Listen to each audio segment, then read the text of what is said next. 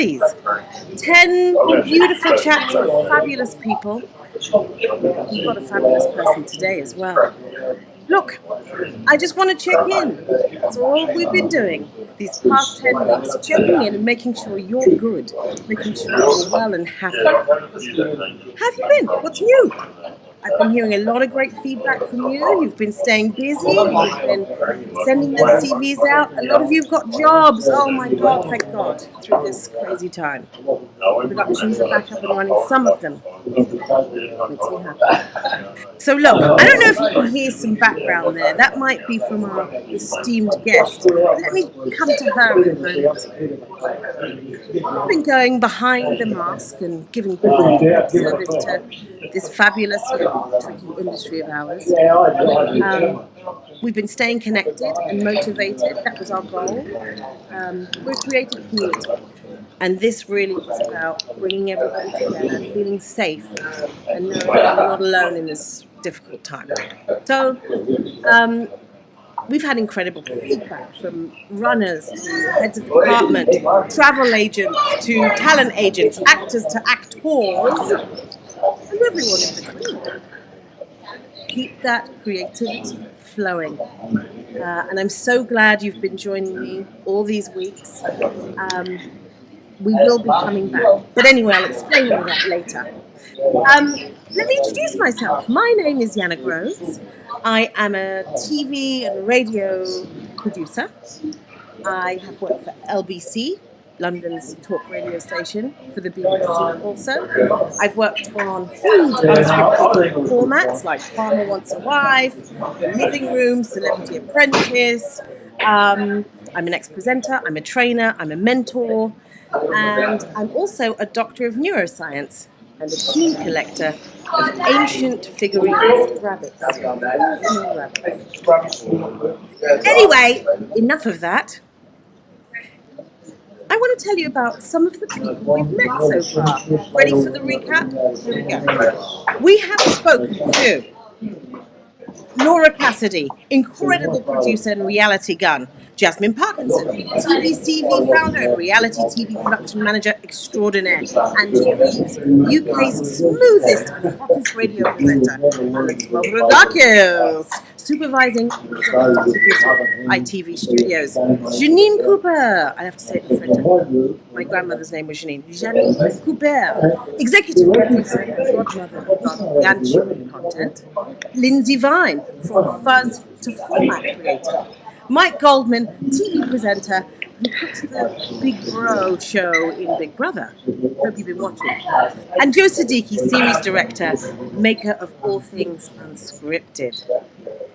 Speaking of industry experts, we've got somebody coming up who's quite fun.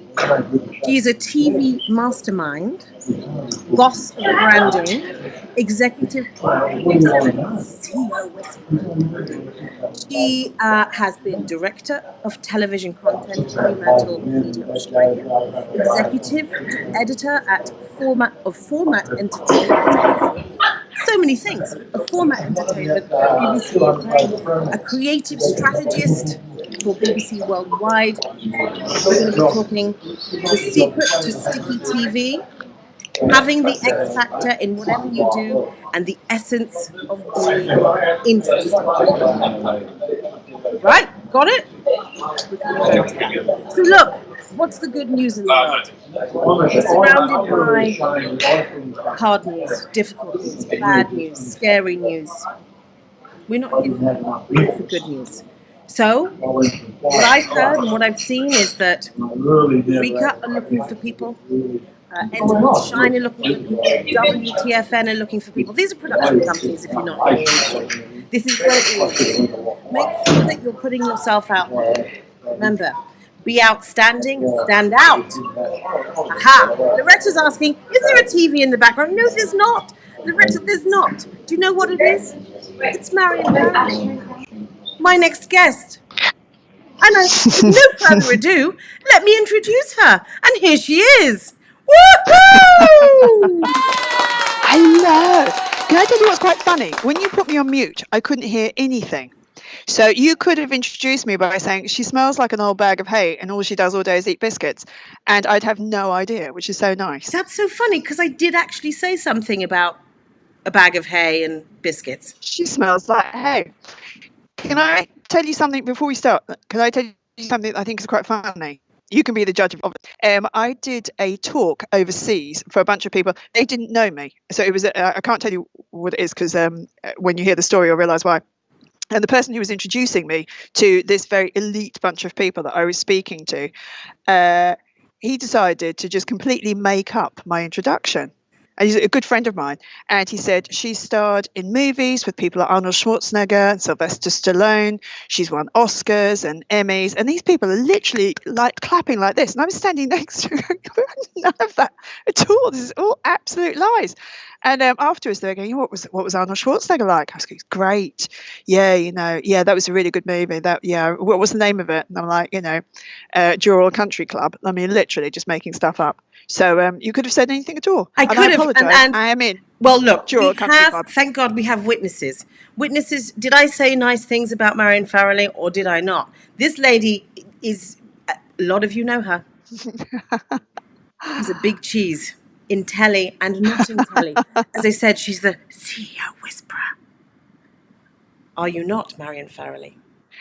Yes, I have made a lucky break from TV because it's difficult to get out of making content. It is, I say to people, a little bit like the mafia, that it's very difficult to leave. And I've been trying to for about 4 or 5 years, and I finally feel like the balance has tipped from making content to doing all my other stuff, which is great, and I love it. And I couldn't possibly have done it without having done all of the stuff that I've done in television, because television is the best training for life. I say that, of course, never having done anything else, so who knows? Speaking about training for life, I really want to point out where you are. You're in the pub. Well, I need to apologise. I'm actually at a yoga retreat, but the Wi-Fi is so absolutely shocking there that I needed better Wi-Fi. So I drove to the local church, closed, drove to the local community centre. All the cafes here close at 4 o'clock. And I called Mervyn from the Juror Country Club and said, I'm doing this thing at 4 o'clock. Can I come in? And they very kindly have signed me in, COVIDed me up, put me on a table, given me some light, plugged my laptop in, and here I am. This is what we call the glamour. The noise you can hear behind me is people doing a little bit of day drinking. Good on them. That's what we all aspire to. And have you got a nice little gin in front of you there? No, I'm because I'm yogaing and driving. I've just got fizzy water. I don't really drink during the day. I actually don't drink an enormous amount. No, I know this for a fact. And thank God you're here. I mean, I feel really bad having ripped you away from the serenity of a yoga retreat. And for here you are. I literally forward roll here from blooming Perth, so I'm delighted, and it's an honour because there are an awful lot of people in the industry. You could have chosen anyone, so thank you very much. I'm elated to have you here, and I know everyone's been so excited about this wonderful appearance of yours and hearing from you and your hints and tips, because I think you're an excellent example to all of us about staying positive, shooting for the stars, and winning. Yeah, you've just got to decide what you want to do and just make it happen. And it sounds really easy, but it kind of is. It kind of is. And I say to people, whatever job you want, dress for it, get to know all the right people. If you're a runner and you want to be a director, look like a director. Because suddenly I'll look at you and I go, oh, they look different. Don't look like a runner. And you've got to be different. You have to have your unique selling point. You have to tell me why you were different to everyone else. Because if you're not different, I can replace you with absolutely anybody. And I love runners who are really keen, researchers who are really keen. I love anyone who's really keen. And if you're really keen, ask people questions all day, every day.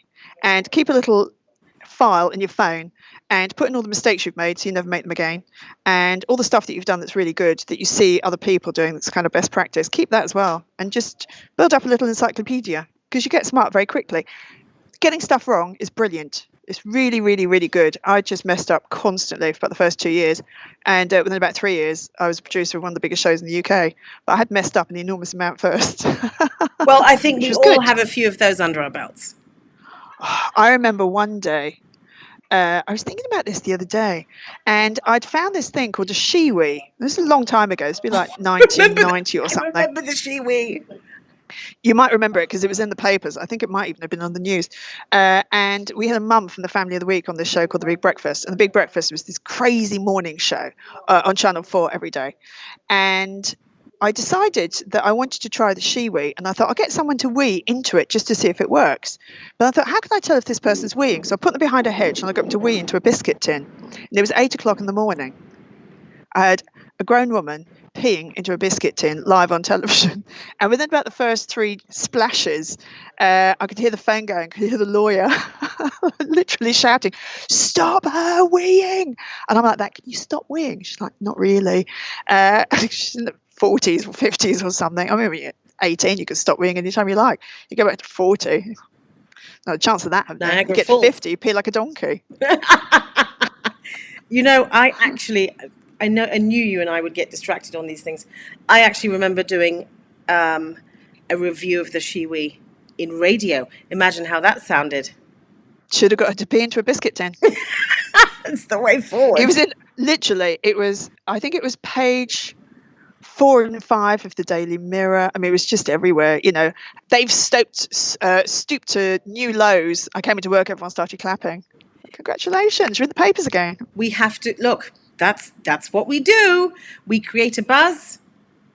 One day, no one's going to write about it. That's when you've got to worry.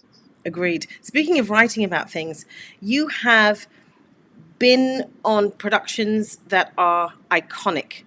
And one for me really stands out, which is The Big Breakfast, which you just mentioned. And for me, Amazing. That's what made me want to get into television. I loved that show. It was magical. It was absolutely magical.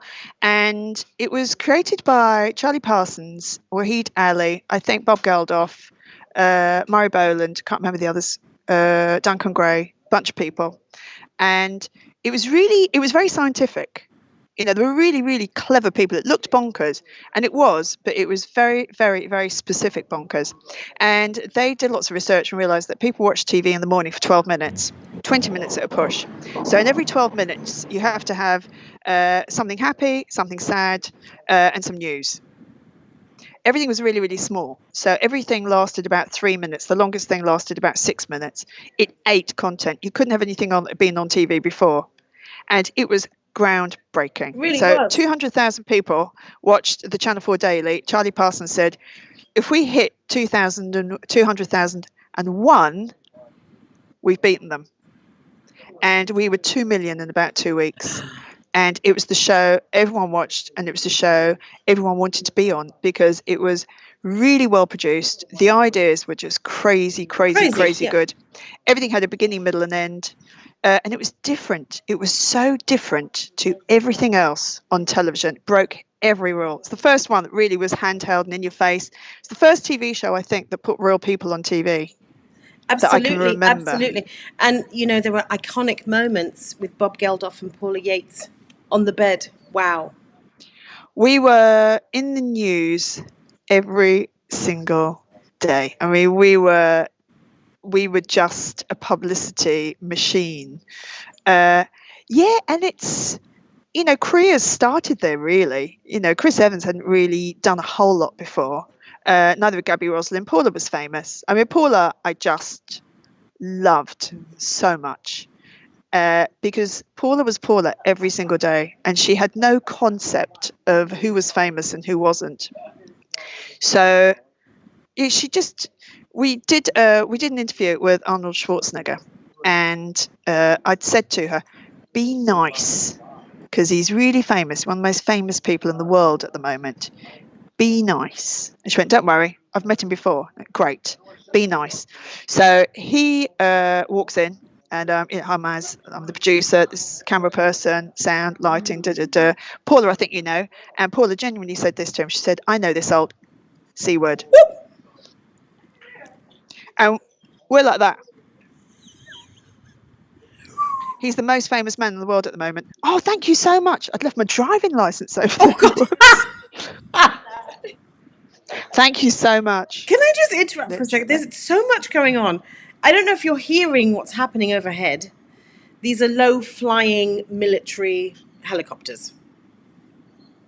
Oh, here we are. No, I Anyway, can't hear it at all. yeah, it's very And bizarre. I'm in the world's noisiest country club where I've left my driving I love license. it. I love it. This is live showbiz, guys. Live showbiz. Planning. Yes. So she called him the C word, and it was touch and go, and he just burst out laughing. And he said, Paula, you are the only person in the world at the moment who would call me this word. And we're like that. Dodged a bullet there. And his publicist was this woman who I really, really loved. And her name was Rosemary Goodfriend. And we used to call her Rosemary Badass because she was terrifying.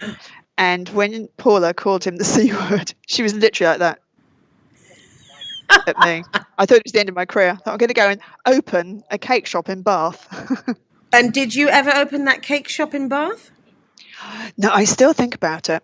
No, that was always going to be my escape from TV. Yeah, but now I have my new escape, which is just lovely. But I've loved every single moment that I've spent making content, making, TV and film and podcasts and vodcasts. It's just been, it's a real privilege because you walk into people's lives and they trust you. And that's amazing. And you tell people stories. And it's an incredible honour. And you know this, you do something like Big Brother. You go out and you interview 2,000 young people. And you think that's like a government census. It's incredible. You think, who else does that and gets paid for it? It's astounding. It's just the greatest job on earth.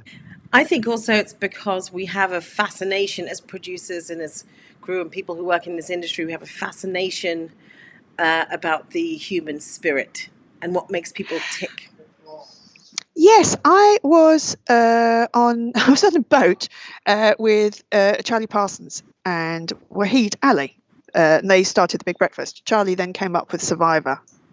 Wahid went off to start ASOS and Shine, and now has the rights to Agatha Christie. And they're really incredibly interesting people. Charlie now makes plays, does musicals, has one on Broadway, and we were just a glass of champers, and we hadn't seen each other for a while. And I said to Charlie, everything you touch turns to gold.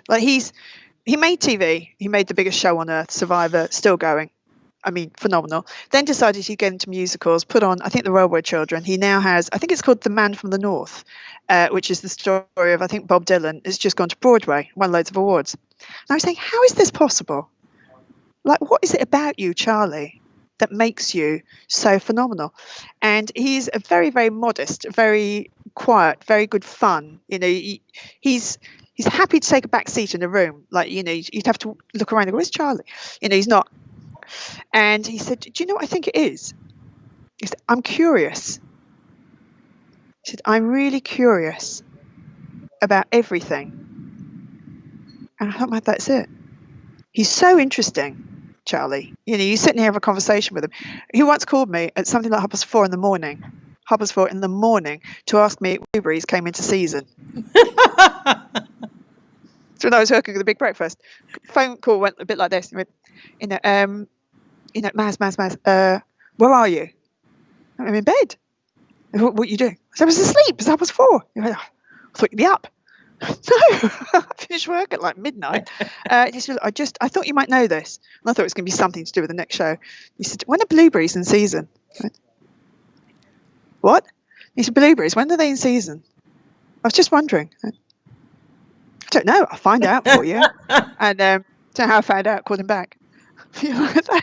He's just interesting. Well, the things that we've had to do in our careers are astounding and outrageous.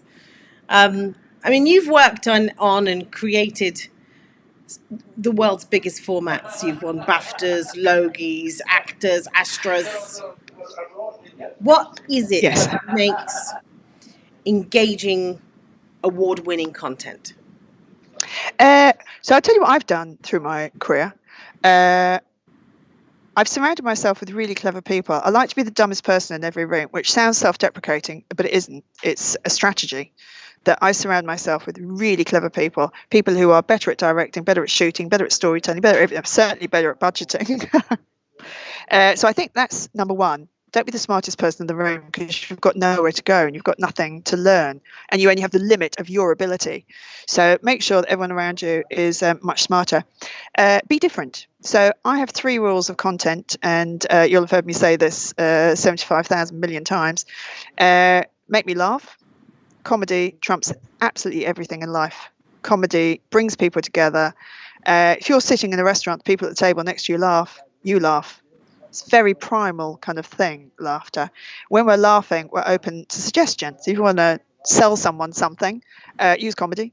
If you want to make people feel good, use comedy. Make me laugh, I will watch. Make me cry. And when I say make me cry, don't run around my house and say you've gotten fat. Make me cry is make me care. So how do you get me to care? And when you do it properly, I say this to people. In TV, we get our audiences to vote for people they don't know and outcomes that do not affect them. And we ask them to pay for it, and they do. It's remarkable.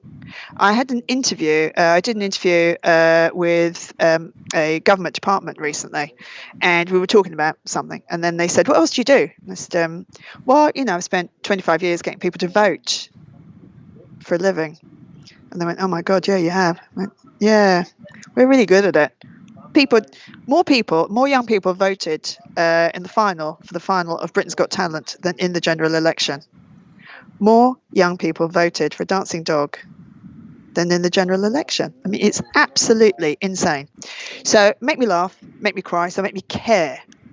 Make me care. Third one, surprise me. Make me laugh, make me cry, surprise me.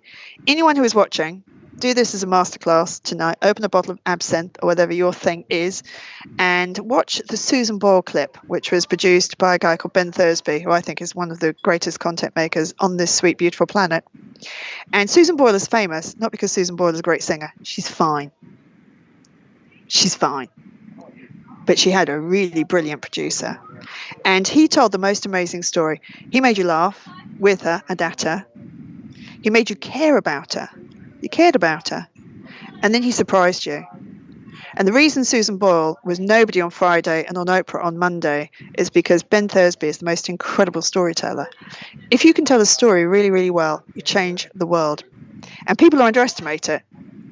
If I were an insurance company, I would have bought Breaking Bad. If I was a health insurance company or any kind of insurance company, I would have bought Breaking Bad, put it on my website as a lesson to everyone to get health insurance. But you know what? If it was brought to you by, I don't know, Bupa or someone, or Medicare, Medibank, you'd kind of go, gee, we should probably get health insurance, darling. So content that is really well made just cuts through to our soul, and it changes the world. And I'm very happy that we're watching more content than we ever have, because it means everyone has jobs in the future. I think. The future. Touch wood. And I think yes. Also this points to something you've done, and that's pivoting. Pivoting is the word of the day. Pivot, pivot, pivot. I think a lot of us in the industry feel that if we are producers or camera operators or, gaffers, that's where we sit. That's not necessarily the case. Our skills are transferable, right? Oh, completely. I knew I wanted to do something different, and I really did have that kind of crisis where I was sitting there and thinking, oh, everyone's going. Bye. Bye. Toodle pip.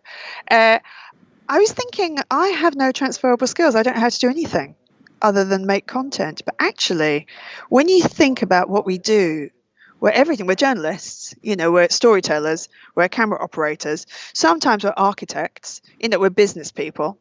We're therapists, certainly. We're psychologists. When people talk about behavioral science, human behavior, I think we are experts. There's nobody on earth really spending as much time with just watching people, every kind of person, as us. We sit and we watch people, and we do what we call changing the temperature of a show. So we change the tone of it, and you can do it very simply. So I find that really, really fascinating. But we have endless skills. You know, you work on Big Brother, you build a house. It's crazy, isn't it? You're a graphic designer, you're a music. You know, I did the X Factor. Suddenly I had to know about music, and I did T4 Youth TV in the UK, and we'd have meetings about music. And if I'd heard of it, we weren't allowed to have it on. I go, no, I've heard of them. They're not new enough. And they'd kind of go, I don't think you've heard of these people. At the beginning, I hadn't heard of anyone, but by about halfway through, I was like, nah, okay, maybe you've got to be, new. Been there, done that.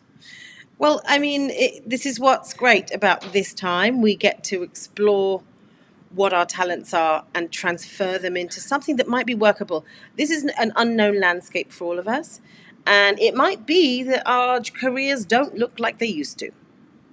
No, I think, multi-skilling is great. I think, so I say to everyone, if you can shoot and interview and cut, you're going to be employed, I think, forever, because we will constantly be telling stories. Corporates want more video than they ever have, and it needs to be really good.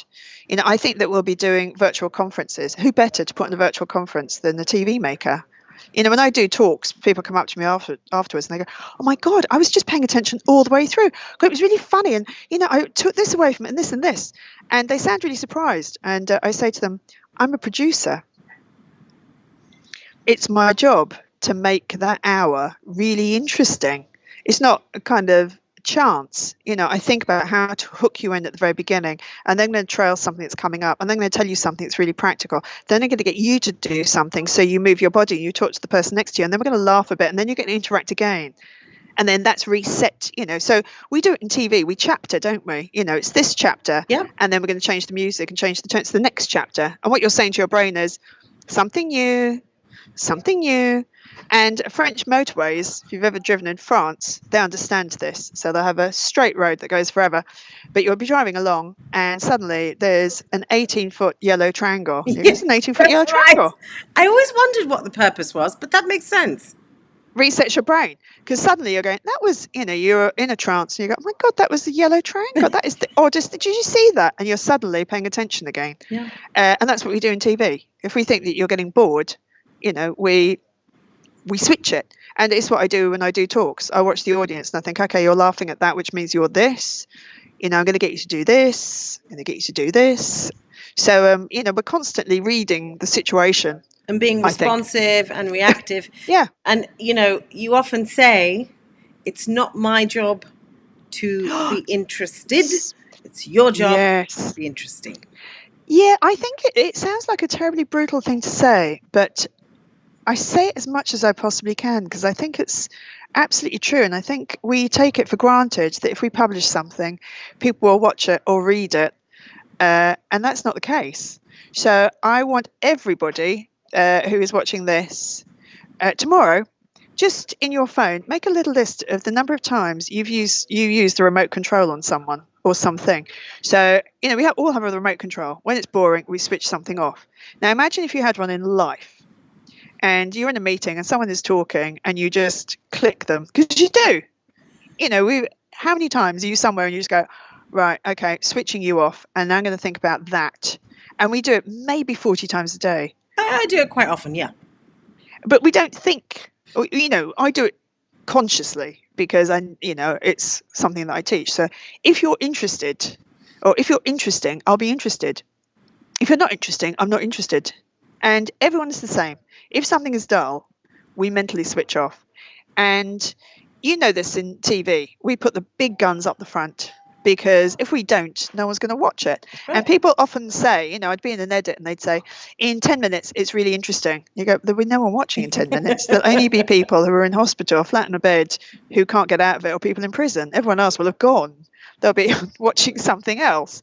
So you've got to know your audience. You've got to come out of the traps with something really amazing and hook me in instantly and then keep me. If your website isn't interesting, I won't click through. If your book isn't interesting, I'll read 6 pages, I won't anymore. If your Netflix read isn't interesting, I'm not going to click and watch it. If the first 3 minutes isn't interesting, I'm not going to stay. It's not my job. I'm not being paid. I'm not your mum. And it's a terrible thing to say, but it is such a good thing to know because we constantly forget this. We think that because we publish it, people are interested, and they're not. And you also... And I don't think I'm interesting, by the way. If you were stuck in a lift with me, you would long to plummet to your own certain death. But it is what I teach. This is not true, and anyone who knows you knows that is far from the truth. What you are, Marion Farrelly, is very sticky. Yeah, sticky information. Your information See how I did that? has to be sticky. If it isn't sticky information, it doesn't stick. So you have to have your one line ready for your interview when you're standing at a barbecue and someone says, "Oh, what's your name? What do you do? What do you do?" You've got to say something that is interesting, and it's got to hook me in, and it's got to start a conversation. I say to people, it's the difference between this. Knock, knock. Who's there? Mikey. Mikey who? My key's not working. Can you let me in? Or, knock, knock, and then you say, "Oh, there's no one in." Yeah. And that's the end of the conversation. That's not improv. No. What you need to do is start a conversation. You've got to do the equivalent of knock, knock, who's there? You've got to say something that's a question or something that's so interesting it starts a conversation. And you have to be ready. You've got to be ready with it for the rest of your life. Because the next time someone starts a conversation with you, it has to be interesting. Because if it's interesting, I'm interested. And I will start a conversation with you and I'll remember you and you'll tell me something interesting. If I meet you in a year's time, "Hi, do you remember?" Yes. Or, Yana will say, "Have you met anyone recently who'd be interesting to do?" Like, "Oh, yeah, I met someone. They were really interesting." Someone somewhere is having a conversation about your industry. They have to be talking about you. And you have to make it really easy for them to remember you. It's your job to be remembered. It's your job. You've got to make it really easy. And if you are at the beginning of your career or anywhere you want to be in your career and you want to go further, your entire life is a big red button. My friend Lucy and James calls it everything, a big red button that says, "Buy me." Your website says, "Buy me." Your CV says, "Buy me." Your interview says, "Buy me." You've got to make me want to buy you. You've got to make you very easy to buy. It's your job. It's hard, isn't it? Because I think people have been conditioned not to think in that way. There's a sense that we have to know our place and, don't raise your head too far above the parapet. I mean, you don't have to be jazz hands to do it. My friend Charlie is the opposite of jazz hands. It's just really interesting. He's very charismatic. He's very confident. And it's interesting, if you think about, if you walked into a royal court, you'd be able to tell the person who's the king or the queen because everything will happen around them. They're not big jazz hands. And the CEO is normally not big jazz hands. There's people, the big stars, how many times have we been, had big stars on our shows? And they're very still and everyone around them is very busy. So you don't have to be, Ronald McDonald clown. But you do have to be a little bit different. There's a guy in the UK, an advertising guy called Dave Trott, and I absolutely love him. I adore him with all my heart. And I've always talked about being different. You've got to be different. You've got to stand out. And he put it in a way that was just so much better than me. And he said this. He said, "Okay, so there are 100 people in the room. How much of my attention do you have?" "You have 1%. 1% of my attention." "You look like everybody else, 100 people in the room, you have 1% of my attention." Now, if you look sharper than everyone else, you look different. You look different in that room. You look different to everybody else. You leap to 50% of my attention because there's you and then there's everybody else. And when you think of it in terms of equations, it's really, really, really important. And I went to a Professional Speakers Association event just before COVID, and I wore this red suit with some very beautiful red shoes. And about 2 months afterwards, I was on a a Zoom call, and someone said to me, "Were you at the Professional Speakers Association thing?" And I went, "Yes." And they said, "Did you wear a red suit?" I went, "Yes." Like, "Oh God, I remember you." "Yeah." And I thought, yes, because everyone else was in black or grey. And I kind of understand, branding, and understand that if you want to stand out, you've got to, be a little bit different. Stand out, be outstanding. 50%. Yes. Yeah, if you want to stand out, be outstanding. And you're absolutely right. It doesn't have to be, you don't have to be jazz hands. At the beginning of my career, I found it very difficult to speak in meetings. And my beautiful boss, Sebastian Scott, made me. And he was quite tough. I used to give him on the Big Breakfast, as a producer, my ideas were very good, but I would give him a list of ideas after the meeting. And you go, yeah, these are great, we'll do them. And then one week he said, no, you got to say them in the meeting. I said, I don't like speaking in meetings. And he said, then leave telly. I went, oh, okay, I'll speak in the meeting. And he went, well, yeah,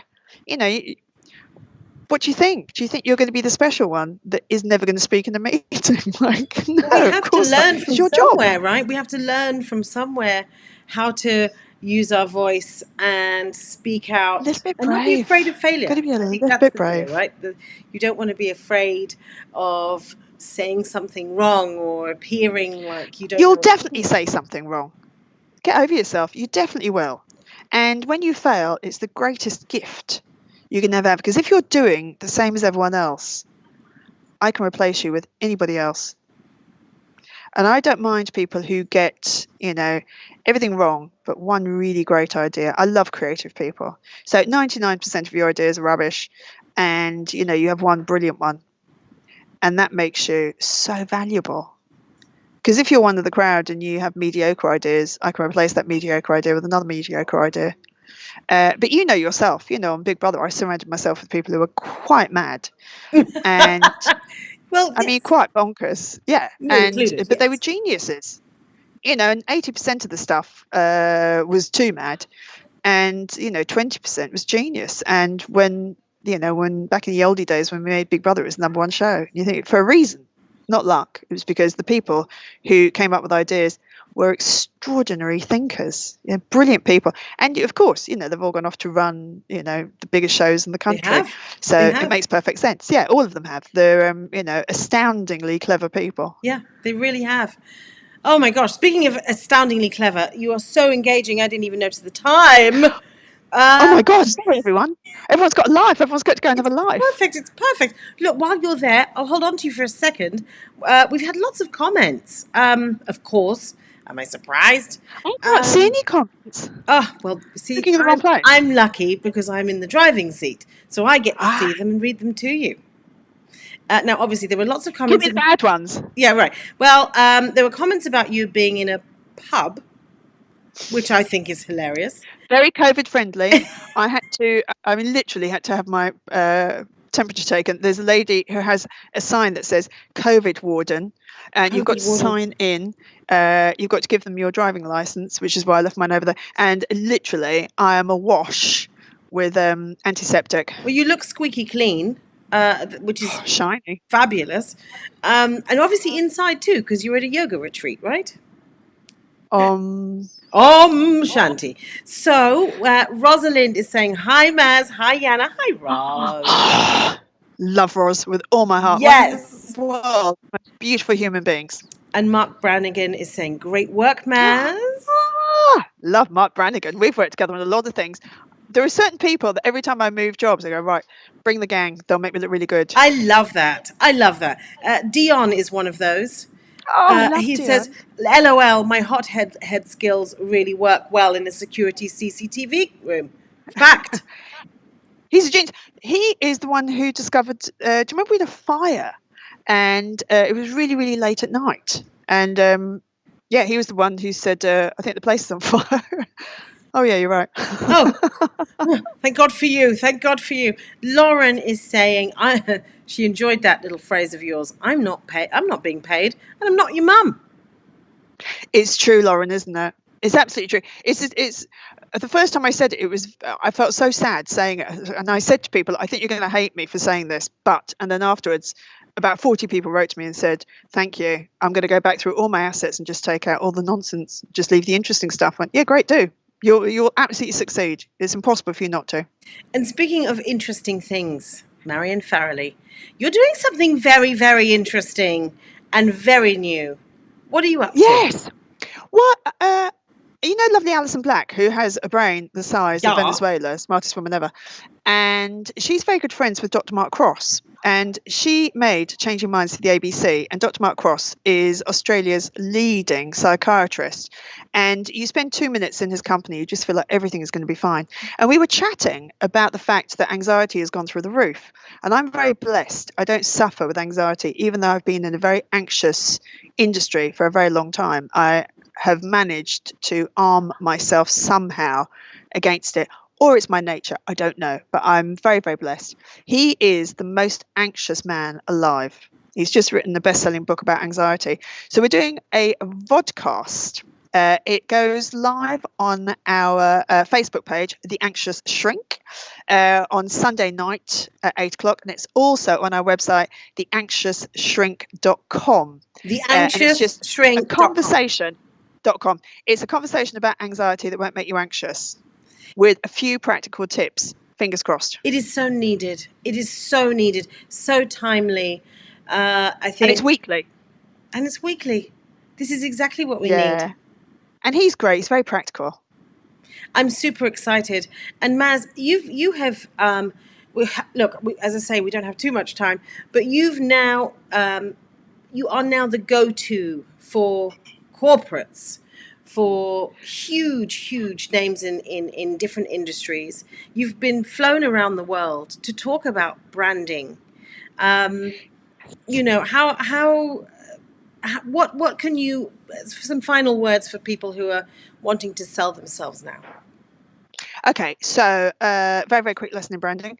What you need is to be able to describe yourself in one line, one sentence. Why are you different? So there are 4 things you need to keep an eye on. The A, B, C, D, and it goes on forever. But A is your attire. What do you look like? What do you look like? B, body language. How do you sit? How do you stand? If you like this, not going to give you a job. You're sitting up straight. Yeah. C, your content. What do you say that's interesting? So when I walk in, I will make up my mind what you're like within 3 seconds. So this is for your personal branding. 3 seconds. Before you have spoken in casting, I've written a paragraph about you, and everyone in casting will tell you that. The moment you walk into the room, we go, clothes, body language, talk to me. So what do you say? D, how do you deliver it? Think about those 4 things. They're the 4 to start with. What do you look like? If you look like everybody else, guess what? You look like everybody else, can't remember you. Oh, I met so-and-so at a conference. Oh, who's that? Well, they were wearing a grey suit and they had kind of slightly grey hair, pale skin. Glasses, no. Beard, no. Interesting, no. Impossible. What do you look like? B, what's your body language like? Scan yourself. Do you stand up straight? You can tell whether people are confident or not before they've even spoken. C, your content, your conversation. What are you saying that's interesting? D, your delivery. How are you going to deliver it? And you need to be ready with all of that. That is the absolute first thing. That's the start of every business. It's the start of Uber. It's the start of Coca-Cola. It's the start of everything. Everything started with one conversation. If it wasn't interesting, someone used the remote and they were gone. You've got to get your personal branding working. So you ask yourself, why are you different? What's your unique selling point? Why are you a safe pair of hands? What from your past makes you an expert in this field? But the most important one is, why are you different? When I go to speak, I'm different because I come from a TV background. In an hour, I can squeeze in so much information that it will change the way you do business for the rest of your life. Every conversation you have will change everything for the rest of your life in an hour. And that's why I'm different. I'm a safe pair of hands, because if you're doing something on content and they say, my stuff's been watched by 8 billion people, or as I like to say, Tiana, 8 billion times by just my mum in her care home. I like to think it's 8 billion times, not just my mother. It makes you feel safe. You know, so I've made The X Factor, The Farm Wants a Wife, Celebrity Apprentice, Dancing with the Stars, Big Brother, helped create Q&A for the ABC, 8 billion views. You're going to go, that makes me feel safe. You've got to make me feel safe. If I'm giving you a job or money, you have to make sure I don't look like an idiot for giving it to you. There you have it. There you have it. Yes! Boom! If that hasn't woken everybody up, I don't know what will. Marion Farrelly, you are fabulous. Thank you so much for allowing me to come on. You inspire people. and you're my mentor. You're also a Bloomtime Media mentor. So people are very lucky when they come on our courses and get to hear from you. Thank you so much. Well, your people are in very safe hands. You've made every kind of genre, and you've made hugely successful shows, and you have a proven track record, and everybody likes you. So you have everything that you need to succeed. You absolutely do.